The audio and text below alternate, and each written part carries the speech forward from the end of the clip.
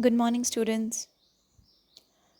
Today we are going to study about calcium channel blockers. Till now, you have studied lots of blockers like alpha blockers, beta blockers, angiotensin receptor blockers. You have gone through RAS, that is renin angiotensin aldosterone system. So you know the actions of these various drugs on blood vessels and heart. So today, the drugs we are going to study, they also exhibit the effect on majorly we are going to study is their effect on heart and blood vessels. So the drugs are calcium channel blockers.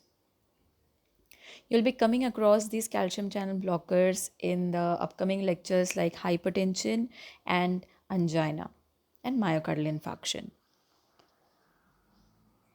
So before studying calcium channel blockers, we should study what are calcium channels. So, these calcium channels you must have studied in your physiology in your first year during your first year. So, I am going to give you just an overview about the types of calcium channel blockers. So, the types of calcium channels, sorry, I'm going to give you the overview about the calcium channels. So the types of calcium channels you can see here, there are three types of calcium channel, that is L type, T type and N type. So L type is for long lasting current, T type is for transient current and N type is for neuronal current. So L type, that is long lasting current, we are more interested in. So they have got an activation threshold of a very high degree. And T type and N type, T type has got activation threshold of low potential and N type is also got high activation threshold. Okay, means the threshold potential and at which they get open is high with L type and N type. Now the second point is about the inactivation rate. Inactivation rate of L type is very slow as compared to the T type and N type. And amongst these three types, the inactivation rate is the highest amongst of T type. Now, where are these located? After these 2 points, we will see where are these three types of calcium channels located. The L type of calcium channel, that is long lasting current calcium channel, are located on the cardiac muscles and smooth muscles. So they are responsible for the excitation contraction coupling in cardiac and smooth muscles. They are also responsible for SA and AV node conduction. So they are present in heart musculature, in smooth muscles and in the AV node and SA node. Now T type of calcium channels are present on SA node and they are responsible for its pacemaker activity. N type of calcium channel are responsible for the transmitter release from the presynaptic terminal. I hope you have got an idea of the types of calcium channel, their location and their basic properties. We'll move ahead. I'll go to the first slide. Now to study about calcium channel blockers, these are the drugs which block voltage dependent L type of calcium channel. So the first type we have seen about the calcium channels is L type, that is long lasting current. So this basically particularly this calcium channel is blocked with the help of calcium channel blockers we are going to study today. What do they do? They reduce the frequency of opening of these channels in response to depolarization. Now, as you know that whenever there is a impulse generation, nerve impulse generation, it's get conducted throughout the nerve. Okay, and throughout the nerve there is action potential uh, happening at each and every cell. So in the action potential there is depolarization and repolarization. So whenever there is depolarization, the sodium channels opened up. open up, right? And after sodium channels get open, after the depolarization, there is opening of calcium channels too. So this opening of calcium channels in response to depolarization is blocked with the use of these calcium channel blockers.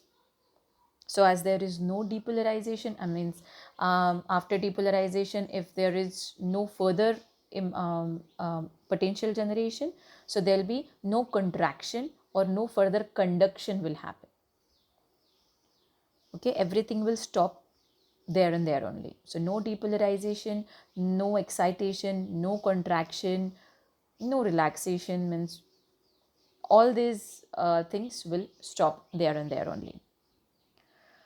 So this result is marked, the result is marked decrease, means when this happens, there occurs a marked decrease in the transmembrane calcium current in vascular smooth muscle, cardiac muscle, SA node and AV node.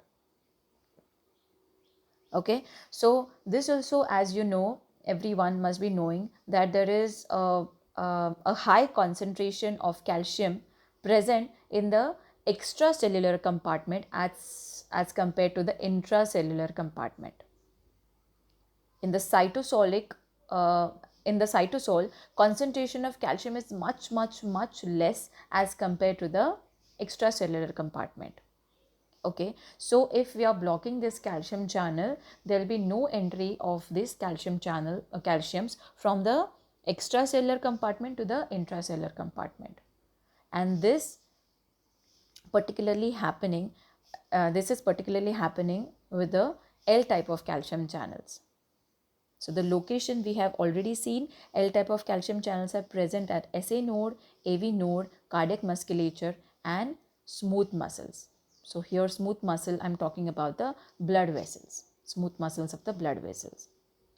So what will happen? Ultimately, the smooth muscles of the blood vessels get relaxed. SA node, AV node conduction velocity will be lessened and there will be relaxation of the cardiac musculature. Okay. Coming to the classification of CCBs, that is calcium channel blockers. Now I can say there are two types of classification, the one which you are seeing right now and the next I'll be telling you in the next slide. Okay, so here the classification goes like dihydropyridines and non-dihydropyridines. Now dihydropyridines is a chemical name of a group, and obviously the other group which doesn't belong to this chemical structure, that is non-dihydropyridine. So dihydropyridines are again classified into short acting, intermediate acting, long acting, obviously depending on its duration of action. So what are the short acting drugs? Nifedipine, nicardipine and nimodipine. I'll repeat, nifedipine, nicardipine and nimodipine. Intermediate acting ones are nitrandipine, lacidipine and clinidipine. Intermediate acting are nitrandipine, lacidipine and clinidipine. And the long acting ones are felodipine, benidipine and amlodipine. I'll repeat, long acting ones are felodipine, benidipine and amlodipine. So these all are dihydropyridines or dihydropyridines. So you must have noticed each and every drug is ending with dipine. So that's why the group of these drugs is also called as dipines. Okay, so dihydropyridines are also called as dipines. What is the other group? Non-dihydropyridines. So in it again, it is divided into short acting and long acting. So the short acting is verapamil and diltiazem, and long acting is bepredil. I'll repeat, short acting are verapamil and diltiazem and long acting one is bepredil.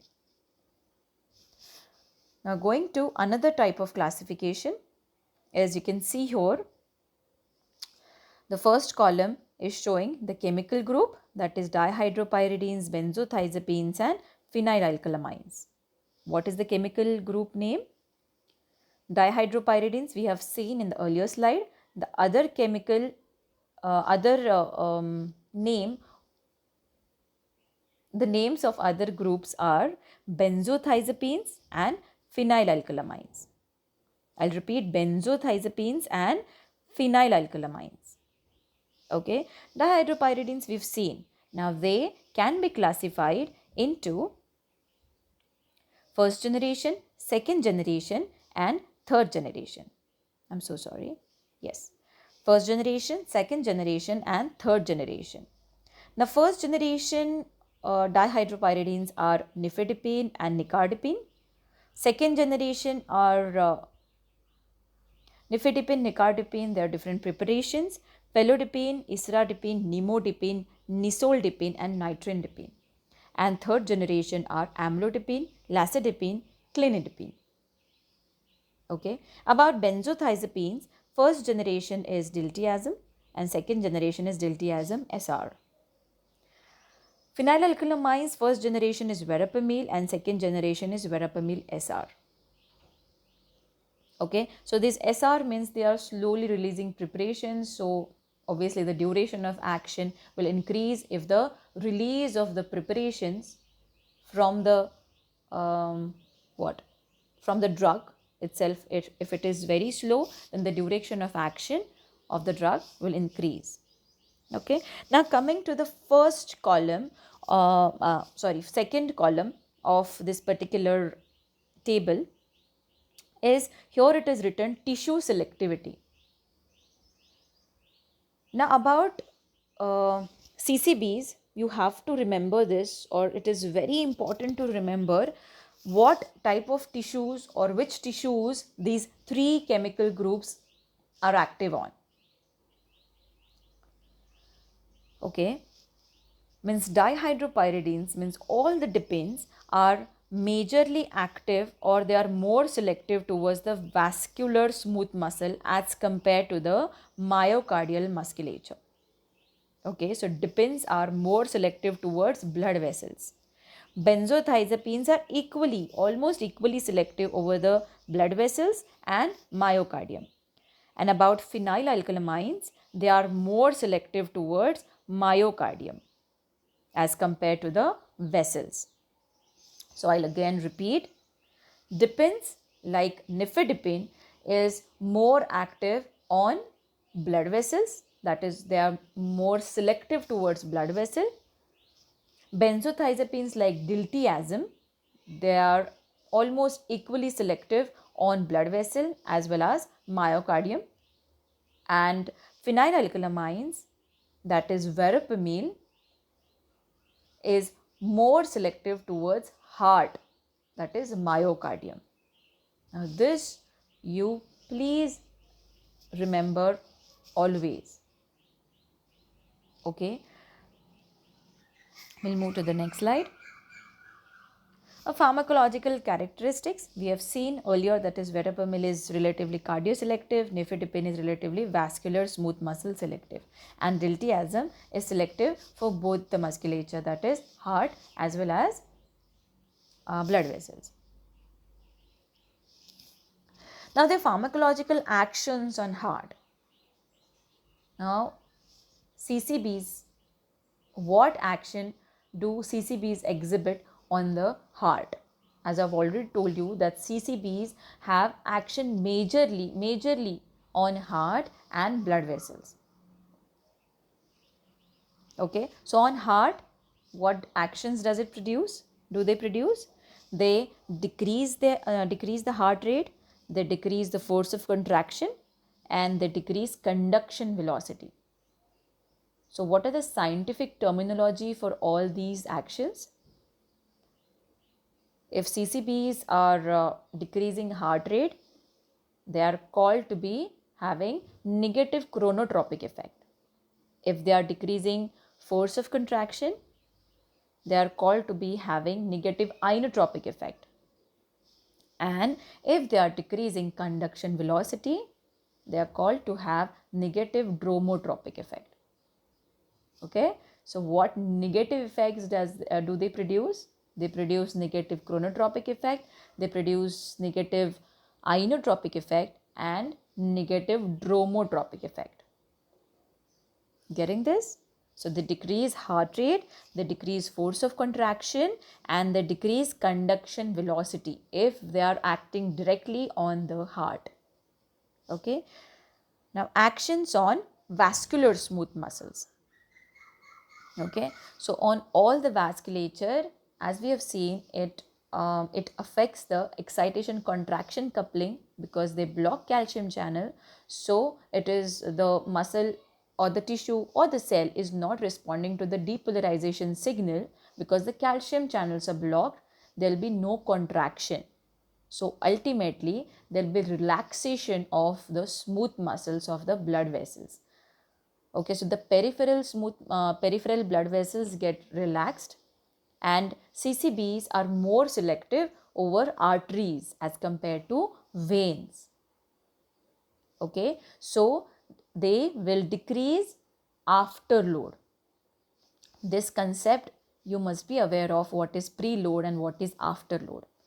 I'll be telling you in short about preload and afterload in the next slide. Okay, so as CCBs are more selective over arteries, they will reduce the afterload. Okay, and they also cause coronary vasodilatation. They do cause coronary vasodilatation, thus increasing the supply to the heart musculature. Okay. So got these two important pharmacological actions. One is action over the heart, that is decrease in heart rate, decrease in force of contraction and decrease in conduction velocity, and the action on vascular smooth muscle, that is peripheral arteries get relaxed, decreasing afterload, and coronaries get dilated, increasing the blood supply to the heart musculature. Going further, I was talking about preload and afterload. Okay, so it's just a revision of the concept you have studied in previous lectures of pharmacology and in physiology, obviously. So preload is nothing but the volume of blood in ventricles at the end of diastole. Okay, so whenever there is diastole, relaxation of the ventricle occurs, whatever the blood is entering in the atria and ventricles through the big veins, that is superior vena cava, inferior vena cava, pulmonary veins, the pressure exhibited at this stage is called preload. So the more the emptying of the blood from the veins into the heart, more the preload. Okay, and what is afterload? Resistance left ventricle must overcome to circulate the blood is afterload. So if the arteries are constricted, the heart will find it difficult to pump the blood into the constricted arteries. So their pressure goes high. Okay, the pressure heart has to pump against it, it goes high, and this is called afterload. Okay, preload and afterload. I hope this is clear with you. Going ahead, the non-DHPs we have seen they are more cardioselective and they cause nodal depression more than peripheral vasodilatation. So as it is causing direct depression over the myocardial musculature, the myocardial musculature get relaxed. Okay, they decrease force of contraction, decrease heart rate, decrease conduction velocity, and thus they reduce myocardial oxygen demand. As it is cardiac suppressant, depressant, it decreases myocardial oxygen demand as the heart is relaxed properly. So heart is not in need of more and more oxygen because it is relaxed. when it is in more need of oxygen, when it is contracting and contracting and contracting, okay, against the resistance, if the workload on heart increases during exercise, in hypertensive patients, in different diseases, the load over the heart increases. Okay, so the oxygen demand also increases. But here, the verapamil and diltiazem type of drugs, they relax the heart musculature and they decrease the oxygen demand. That's why these drugs are suitable for the patients having hypertension and angina. Okay. Now, these hypertension and angina, you will be dealing with these lectures in detail in the upcoming lectures. To tell you shortly about angina, you have must have read it somewhere that what is angina is nothing but a chest pain because of the ischemic tissue underlying. Okay, and why there is ischemia, or why there is means why the tissue is getting dead underlying, because the blood supply to the heart musculature, to a certain part of heart musculature, is not proper. A certain part of heart musculature is not getting enough blood supply. Like here you can see this blackened area is not getting enough blood supply, because this part in the rectangle, the coronary blood vessel in this rectangle, is blocked because of this atheroscleromatous plaque. Okay, so sometimes this is responsible for causing blockage of the blood supply, or there can be coronary vasospasm. There are multiple factors why there is no blood supply, or there is stoppage of blood supply from here to further tissue. Okay, so the tissue here goes dead because of no blood supply. Okay, and in this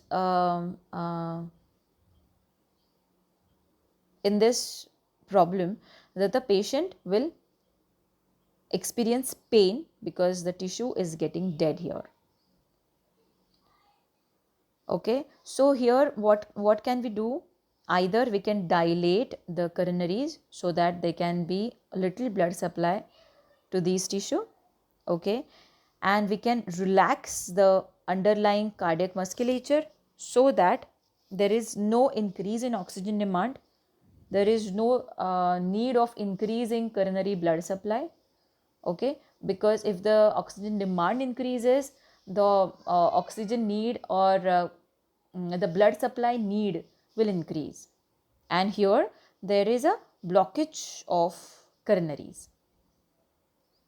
Okay, so we want to decrease the load over the heart by directly depressing it, by decreasing afterload, by decreasing preload. So by these various mechanisms we can decrease the load over the heart.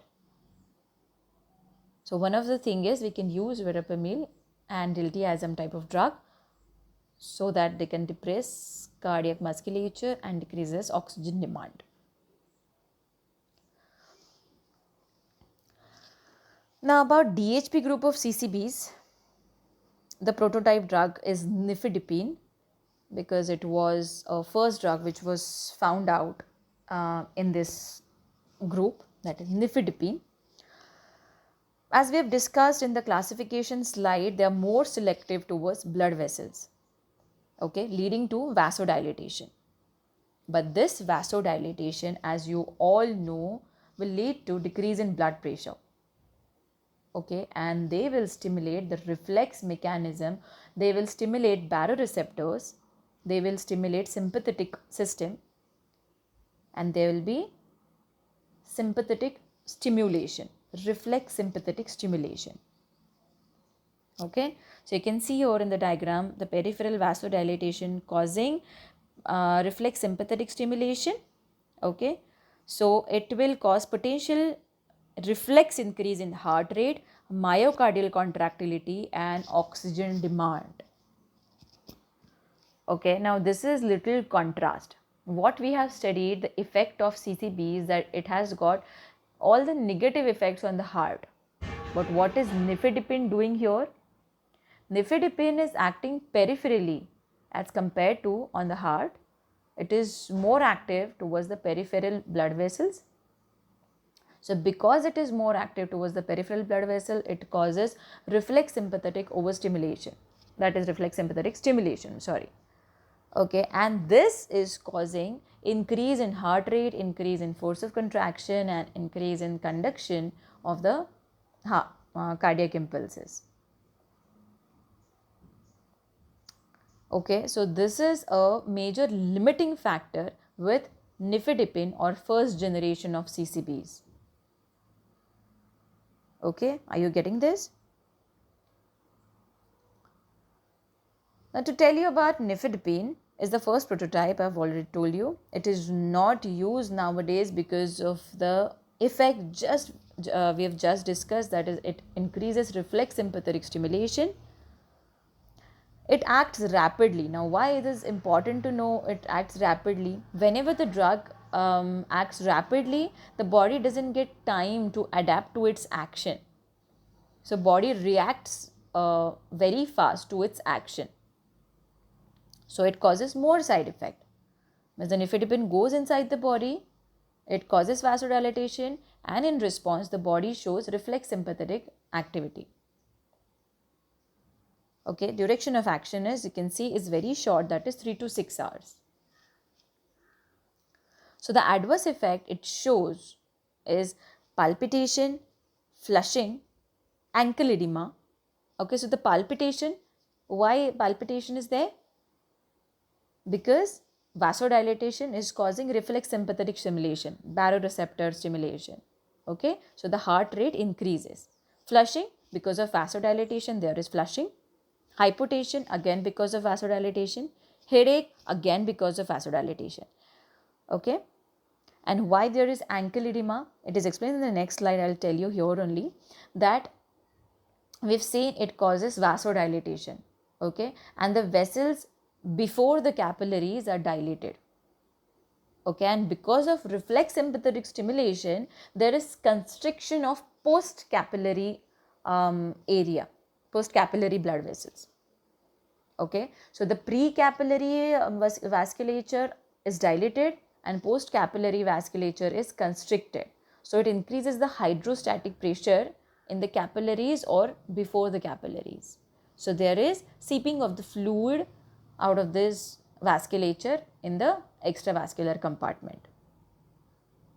Okay, with the use of these nifedipine type of drugs have shown higher mortality amongst post MI patients. Okay, why? Because MI patients, you need to decrease the activity of heart by using various types of drugs. But if you use nifedipine, it will increase the sympathetic activity, and there is increase. It has been observed that there is increased mortality amongst post MI patients. Okay, what is a good point about nifedipine? They can be safely administered with beta blockers and digoxin. Why beta blockers? Because beta blockers decreases sympathetic activity, and calcium channel blockers means that is nifedipine increases sympathetic activity. So if both these drugs are combined, then beta blockers will nullify the bad effect of nifedipine. Okay, and the last point is you should avoid giving nifedipine in elderly males and GERD. Why this? Now in GERD, what happens? There is a reflux from stomach to esophagus. The contents of gastric means the gastric contents are getting reflux entering into the esophagus. Okay, so with the use of calcium channel blockers, you are relaxing the sphincters also. So the sphincter present between the esophagus and stomach, it gets relaxed. Already the patient is having problem with the sphincter. Okay, and with the use of CCBs, it relaxes further, and there is a reflux of gastric contents into the esophagus, causing aggravation of the underlying condition. And about elderly males, they present with difficulty in urination. Okay, because of the enlarged prostate, they they present with this symptom, this type of symptom. So with the use of nifedipine type of drugs, you're relaxing the bladder. So for urination, you need to contract the bladder musculature. So if it is not happening, the patient will produce such type of symptoms. So you should avoid giving nifedipine type of drugs in elderly males and GERD. Okay. Side effects of nifedipine, we have seen headache, flushing and peripheral edema because of the thing I have told you earlier. Now, what are the problems with first generation CCBs?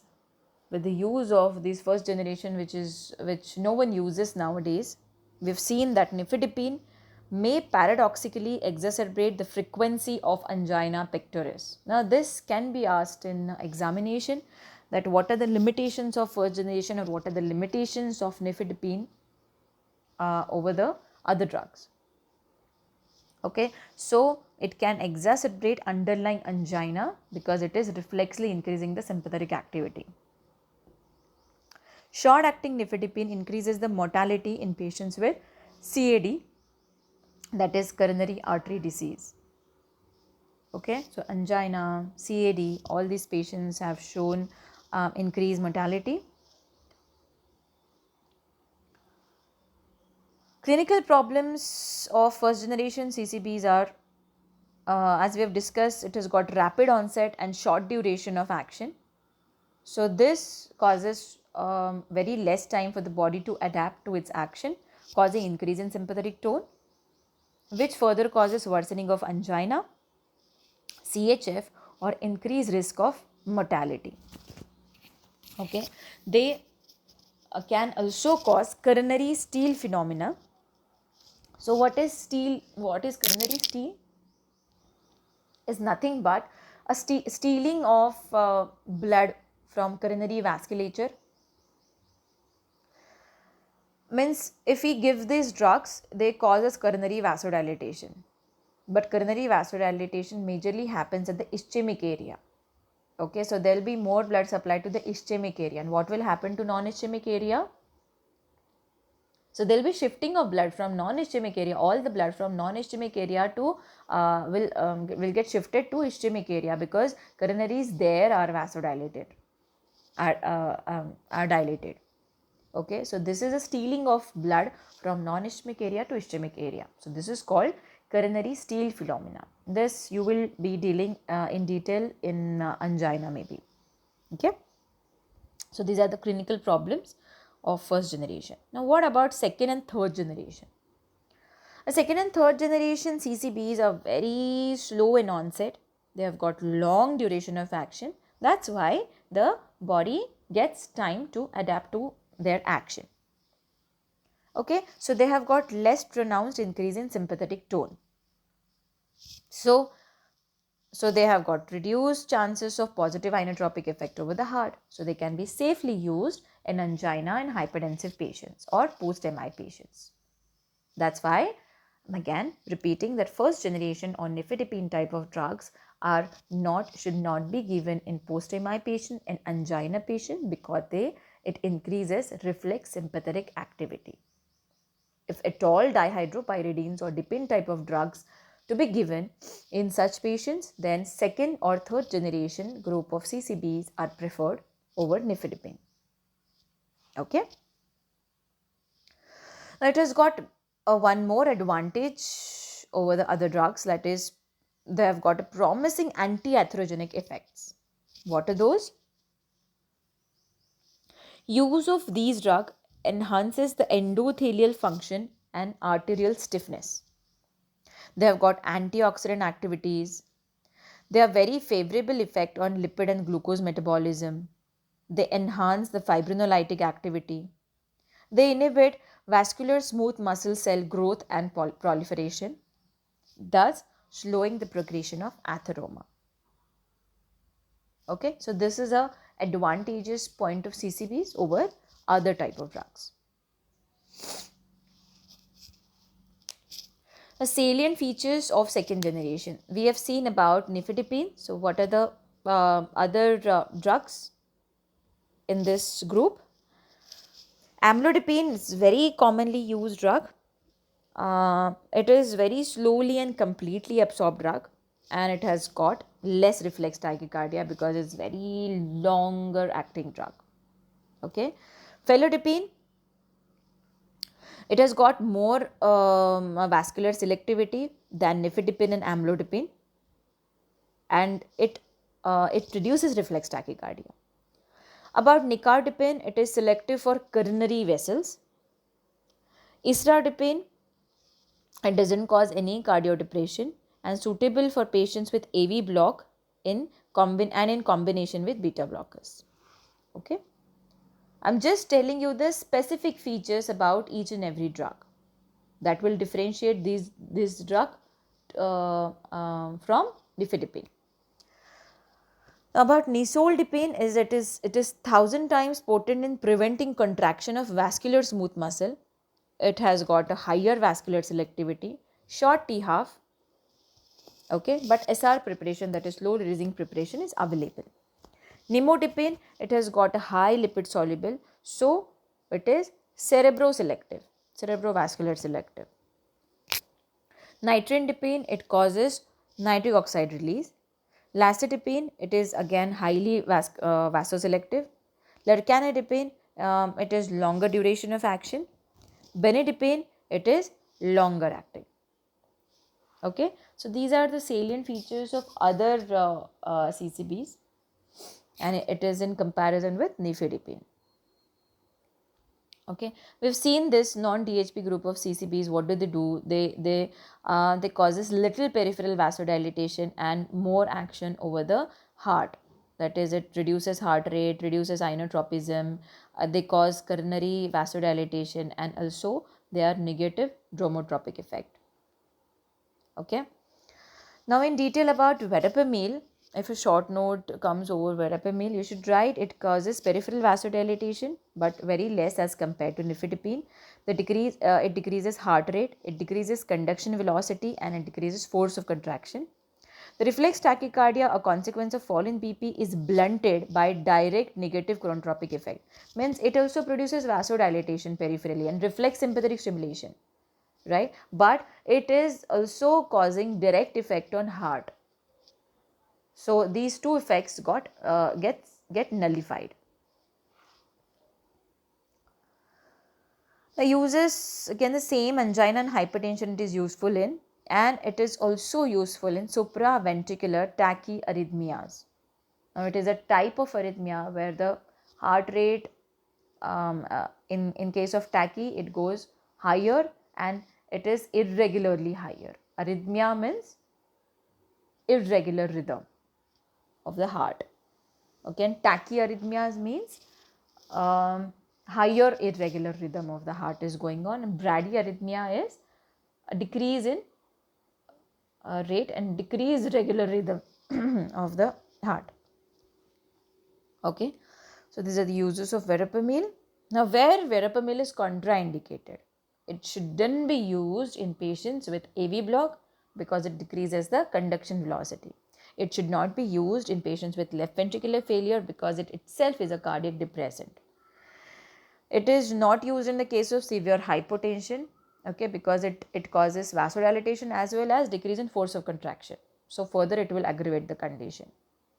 And verapamil should not be given with beta blocker. Okay, as contrast, we have seen nifedipine can be given or should be given with beta blockers because of the counteracting properties. But here, verapamil as well as beta blocker, both are cardiodepressants. They shouldn't be used together. Okay, so these small questions or 2 marks question can be asked, that why verapamil should not be combined with beta blockers, why nifedipine should be combined with beta blocker, why verapamil shouldn't be used in AV block. So such questions can be asked in the examination. So I hope you are getting clear in your ideas that why these drugs are used in such cases and why not in other cases. Okay. Now coming to a few last slides, that is uses of CCBs, uses of calcium channel blockers. Cardiac uses, basically calcium channel blockers majorly are used in angina. Okay, so angina, you will be dealing in angina. There, what are the different types of angina? So angina CCBs are useful in all the three types, that is variant, exertional, that is stable or unstable angina. Okay. In variant angina, that is vasospastic angina, there is coronary vasculature spasm. There, the coronary blood vessel go into the spasm, and in this cases, nifedipine type of drugs can be given to cause it to help in dilatation of the coronary vasculature. Okay. About exertional, it is also called as stable angina. Okay. So whenever the patient exerts, so exert means physically, emotionally, psychologically. So all there are different types of stress responsible, which causes increase in the sympathetic activity over the heart. Okay, so this will lead to exertional angina, or this is also called a stable angina. So CCPs are also used in exertional angina, and they can be used in unstable angina. Okay, what are the other cardiac use? Other cardiac use, as we have seen with verapamil, it is used in supraventricular tachyarrhythmias, that is cardiac arrhythmias. HOCM, that is hypertrophic obstructive cardiomyopathy. These are also useful. Again, verapamil type of drugs are useful. They are because of the low side effect profile, they are preferred drugs in essential hypertension, that is primary hypertension. They can be useful in congestive cardiac failure. They can be useful in peripheral vascular disorder. Okay, like Raynaud's disease and tau. So all these disorders, they are helpful because they are responsible for vasodilatation. Other uses, apart from cardiac and vascular uses, they are useful in gynecological disorders like primary dysmenorrhea. Dysmenorrhea is nothing but because of the a strong contraction of the uterus. The patient is having a pain during her menses. Okay, so to relax the uterine musculature, we can use CCBs. Premature uterine contractions, you don't want uterus to contract prematurely during the patient's labor or when she is pregnant. Hypertension in pregnancy, because these drugs are safer, because they do not cause any teratogenic effect when used during pregnancy. They can be safely used in pregnancy as a treatment in hypertension, because you've seen in ACE inhibitors and ERBs, these are they have got teratogenic effects, so they are contraindicated in the pregnant patients.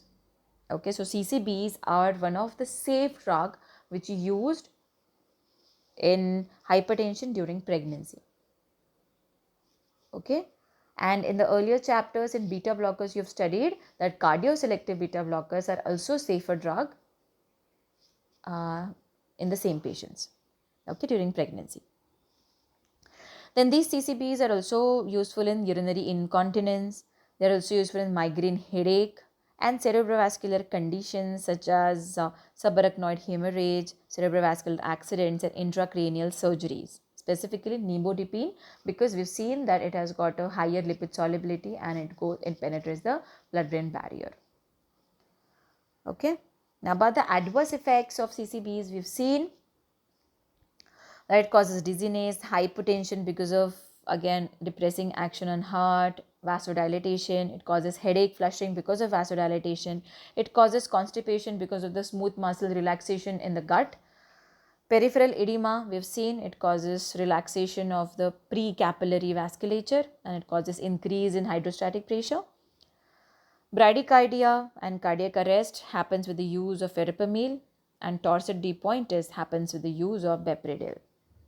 Okay, so thank you so much. I hope you've got some idea about calcium channel blockers. So go through the chapter in your textbook, read well. Okay, thank you so much.